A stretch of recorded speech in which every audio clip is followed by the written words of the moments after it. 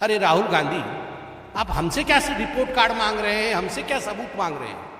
आपके यार, आपके दिलदार, आपको चाहने वाले और आप उनको चाहने वाले, आपके शहबाज शरीफ खुद आपसे बोल रहे हैं। ये शहबाज शरीफ और राहुल गांधी फोन पे बात नहीं करते क्या? करते तो होंगे ही। तो शहबाज जी से राहुल जी को बता दीजिए फोन करके कि ये आपका ही बयान है। प्रथम दिन से ही, डे 1 से राहुल गांधी, जयराम रमेश और तमाम उनके लोग, रॉबर्ट वाड्रा से शुरू करके तमाम कांग्रेस पार्टी के नेतृत्व ने भारत के सेना, भारत के शौर्य पर सवाल उठाया है। और ये सबूत गैंग खुश नहीं है।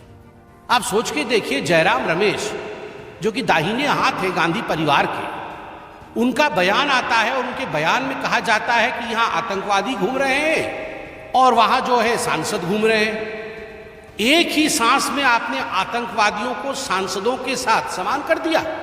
वह दिन भी हमें याद करना चाहिए जब सोनिया जी रोती थी आतंकवादियों के मृत शरीर को देख के, मृत देह को देखकर वो रोती थी, उनको कंट्रोल नहीं होता था कि क्यों ये आतंकवादी बाटला हाउस एनकाउंटर में मारा गया। राहुल गांधी पूछते हैं कितने रफाल गिराए, रमेश पूछते हैं कितने रफाल गिराए, रेवंत रेड्डी पूछते हैं बताओ कितने रफाल गिराए। ये जो पाकिस्तान के बब्बर हैं वो हिंदुस्तान के गब्बर हैं। बताओ कितने रफाल गिराए। ये पाकिस्तान के बब्बर, ये हिंदुस्तान के गब्बर है। और याद रखो, हिंदुस्तान के गब्बरों, तुम्हारी वही होगी जो जय और वीरू ने गब्बर का किया। भाजपा प्रवक्ता संबित पात्रा ने कांग्रेस और उसके नेता राहुल गांधी पर बड़ा हमला बोला है।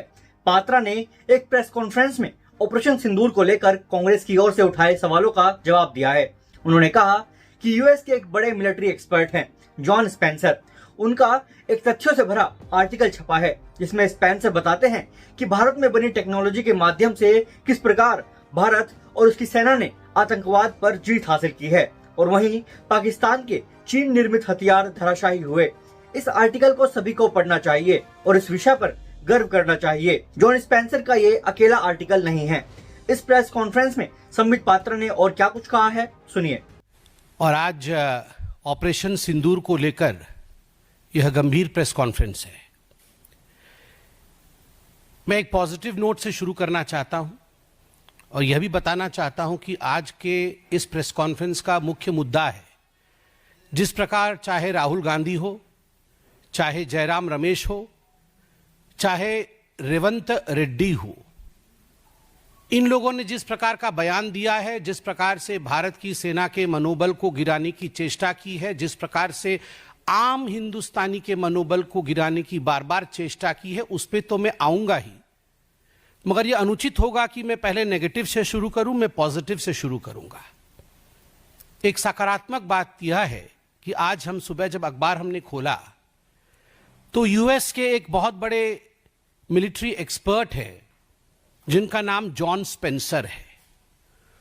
उनका एक बहुत ही गांभीर्य से भरा हुआ, तथ्यों से भरा हुआ आर्टिकल छपा है जिसका शीर्षक है India one tech war, Pak lost as China's proxy, US expert. और इस आर्टिकल में बहुत मजबूती के साथ अपने विषय को रखते हैं, प्रस्तुत करते हैं। और जॉन स्पेंसर कहते हैं कि किस प्रकार हिंदुस्तान में बने हुए जो टेक्नोलॉजीज थी, चाहे वो आकाश हो, चाहे बाकी टेक्नोलॉजीज हो, उन टेक्नोलॉजीज के माध्यम से किस प्रकार एक निर्णायक जीत भारतवर्ष का, भारतवर्ष की सेना का आतंकवाद के ऊपर हुआ है। और वहीं चाइना के प्रॉक्सी वेपन्स को पाकिस्तान ने यूज किया और वो धराशायी हुई है। बड़ा डिटेल्ड आर्टिकल है, मुझे लगता है सभी को पढ़ना चाहिए और सभी को इस विषय पर गर्व करना चाहिए। जॉन स्पेंसर का यह अकेला आर्टिकल नहीं है। पूरे विश्व में, हर देश में आज भारत को लेकर एक पॉजिटिव सोच है। एक न्यू नॉर्मल जो भारत ने स्थापित किया है, जिसके विषय में प्रधानमंत्री माननीय श्री नरेंद्र मोदी जी ने हम सबको अवगत कराया देश के नाम अपने संदेश में। यह न्यू नॉर्मल एक बहुत बड़ी बात है। आज हिंदुस्तान इसे सलाम भी कर रहा है, तिरंगा यात्रा भी निकल रहा है। देश की आर्मी को हर कोई सल्यूट भी कर रहा है। वैसे में मुझे दुख होता है कि कुछ ऐसी पॉलिटिकल पार्टी हैं, खास करके कांग्रेस, जिन्होंने आरंभ में तो कहा कि हम देश के साथ खड़े हैं, हम सरकार के साथ खड़े हैं, मगर कदाचित एक दिन भी ये सरकार के साथ और हिंदुस्तान के साथ, भारत के साथ खड़े नहीं थे। प्रथम दिन से ही, डे वन से राहुल गांधी, जयराम रमेश और तमाम उनके लोग, रॉबर्ट वाड्रा से शुरू करके तमाम कांग्रेस पार्टी के नेतृत्व ने भारत के सेना, भारत के शौर्य पर सवाल उठाया है। और ये सबूत गैंग खुश नहीं है। भारत ने जो किया है उस पर यह सबूत गैंग खुश नहीं है। कल तो मुझे बड़ा दुख लगा और आश्चर्य भी लगा। आप सोच के देखिए, जयराम रमेश जो कि दाहिने हाथ है गांधी परिवार के, उनका बयान आता है और उनके बयान में कहा जाता है कि यहां आतंकवादी घूम रहे हैं और वहां जो है सांसद घूम रहे हैं। एक ही सांस में आपने आतंकवादियों को सांसदों के साथ समान कर दिया। अरे आप ये तो सोचिए कि जो सांसद घूम रहे हैं, जो सांसद बाहर डेलीगेशन में गए हैं, वो घूमने नहीं गए, वो भारत के पक्ष को मजबूती से विश्व के दरबार में रखने गए हैं। और उसमें आपके भी सांसद हैं, नाम हर कोई जानता है, आपके भी सांसद हैं जो अच्छे तरीके से देश के विषय को विश्व के पटल पे रख रहे हैं। और राहुल गांधी और उनके लोग कह रहे हैं कि आतंकवादी घूम रहे हैं और सांसद घूम रहे हैं। वो दिन भी था जब आतंकवादियों को पीएमओ बुलाया जाता था। तत्कालीन प्रधानमंत्री सोनिया जी के कहने पर आतंकवादियों को अपने घर, अपने निवास और अपने ऑफिस पे बुलाते थे। उनका सत्कार होता था, उन्हें तोहफा दिया जाता था। वह दिन भी हमें याद करना चाहिए जब सोनिया जी रोती थी आतंकवादियों के मृत शरीर को देख, मृत देह को देखकर वो रोती थी। उनको कंट्रोल नहीं होता था कि क्यों ये आतंकवादी बाटला हाउस एनकाउंटर में मारा गया। वह दिन भी थे जब 26/11 के बाद राहुल गांधी पार्टी करते थे, बड़ी बड़ी पार्टियां मनाते थे। वो लोग आज कह रहे हैं कि आतंकवादी घूम रहे हैं और सांसद घूम रहे हैं। और मुझे तो दुख होता है कि राहुल गांधी, रेवंत रेड्डी और रमेश जी सभी पूछ रहे हैं बताओ कितने जहाज गिर गए हिंदुस्तान के। ये डे वन से पूछ रहे हैं बताओ कितने जहाज गिर गए हिंदुस्तान के। ये कोई सवाल है? आपको समझ नहीं है? भारतवर्ष ने, भारत की सेना ने 9 आतंकवादी अड्डों को ध्वस्त किया। सैटेलाइट इमेज दिखाया गया। बकायदा डीजीएमओ ने जब प्रेस कॉन्फ्रेंस किया तो तथ्य रखे गए, इमेजेस दिखाए गए। देन एंड नाउ, पहले कैसे था ये मरकज, अब क्या हुआ है, ये सारी तस्वीरें दिखाई गई। जब 11 एयरबेस ध्वस्त किए गए पाकिस्तान के, तो तमाम एयर बेसेस की एक एक तस्वीर, कहां पर क्या, कहां डोम गिरा, कहां पर उनकी हवाई जहाज उड़ गए, कहां पर रीफ्यूएलिंग सेंटर उनका ध्वस्त हुआ, कहां उनकी हवाई पट्टी ध्वस्त हुई, वो सारी तस्वीरें आपके सामने रखा गया बकायदा एक सबूत के रूप में। अगर जहाज गिरता है तो उसका रैकेज होता है, मलबा होता है।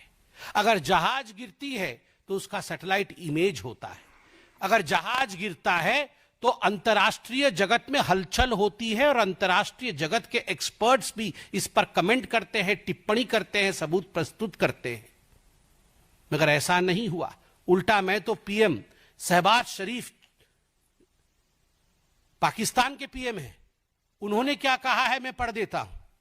वो कहते हैं, कोट, हमने 9 और 10 मई की रात को भारतीय सेना को जवाब देने के लिए हमला करने का फैसला लिया, लेकिन उससे पहले कि भारत के ब्रह्मोस मिसाइलों से पाकिस्तान सैन्य ठिकानों पर हमला कर दिया।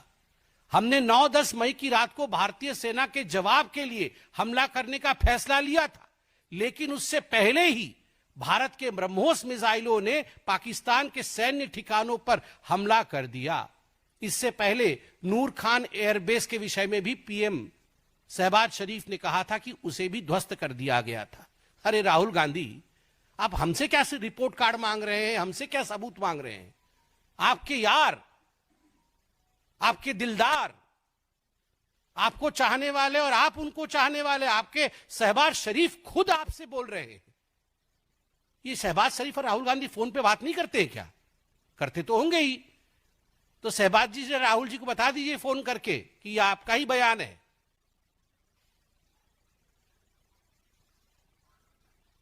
राहुल पूछ, और देखिए ये सिंक्रोनाइज्ड है, ये कोई कोइंसिडेंस नहीं है।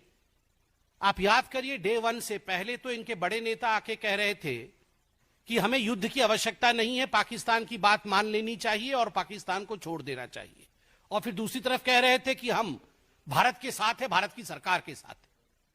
दूसरा, आप याद करिए, इंडस वैली जो ट्रीटी थी पानी की, इंडस वाटर ट्रीटी, उसको जब कैंसिल किया गया, कांग्रेस के बड़े नेता कह रहे थे कि यह तो ह्यूमैनिटेरियन विषय है, मानविकता के आधार पर इस प्रकार से पाकिस्तान का पानी बंद नहीं करना चाहिए, यह उचित कदम नहीं है। और तो और सिद्धरमैया तो कह रहे थे कि वॉर एक अच्छी बात नहीं है, बिल्कुल हमें वॉर में नहीं जाना चाहिए। इसके साथ ही आप याद करिए कितने सवाल कांग्रेस पार्टी ने भारत की सेना के ऊपर सबूतों के आधार पर उठाए थे। राहुल गांधी पूछते हैं कितने रफाल गिराए, रमेश पूछते हैं कितने रफाल गिराए, रेवंत रेड्डी पूछते हैं बताओ कितने रफाल गिराए। ये जो पाकिस्तान के बब्बर हैं वो हिंदुस्तान के गब्बर हैं। बताओ कितने रफाल गिराए, ये पाकिस्तान के बब्बर, ये हिंदुस्तान के गब्बर हैं।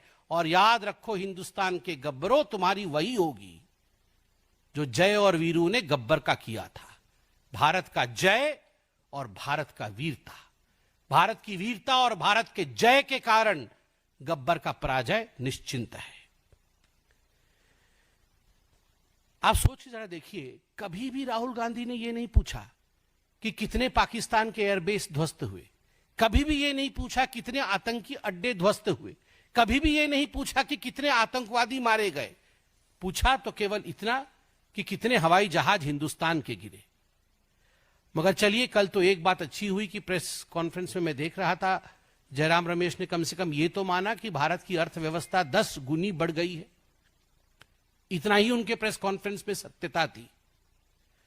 और आज मैं पूछना चाहता हूं राहुल जी, आज देश जानता है कि कांग्रेस में भी दो फाड़ है। एक वो कांग्रेस जो पाकिस्तान का समर्थन कर रही है, और कांग्रेस के अंदर भी कुछ ऐसे नेता हैं जो देश के लिए आवाज उठाना तो चाहते हैं किंतु आपके कारण उठा नहीं पा रहे।